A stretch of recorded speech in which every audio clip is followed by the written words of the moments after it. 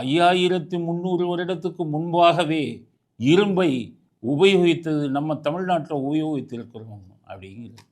தமிழ் நிலப்பரப்பிலிருந்து தான் இரும்பின் காலம் தொடங்குச்சு. இந்திய நாட்டுக்கு மட்டுமல்ல, உலகுக்கே மறுபடியும் சொல்றேன், தமிழ் நிலப்பரப்பிலிருந்து தான் இரும்பின் காலம் தொடங்குச்சு என்ற மாபெரும் மானுடவியல் ஆய்வு பிரகடனத்தை இந்த நிகழ்ச்சியின் வாயிலாக அறிவிக்கிறேன்.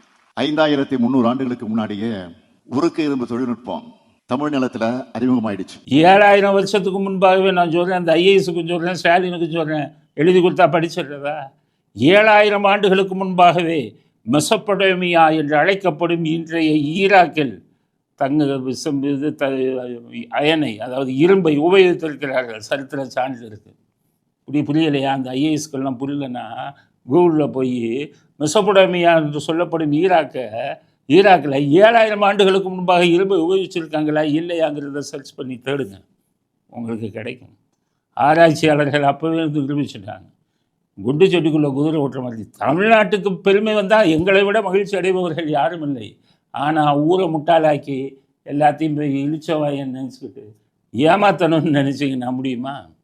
அதனால் ஸ்டாலின் சொல்கிறேன், உங்களுக்கு கூகுள்னாலே என்னன்னு தெரியாது, கூகுளில் போட்டு எப்படி சர்ச் பண்ணணும்னு தெரியாது.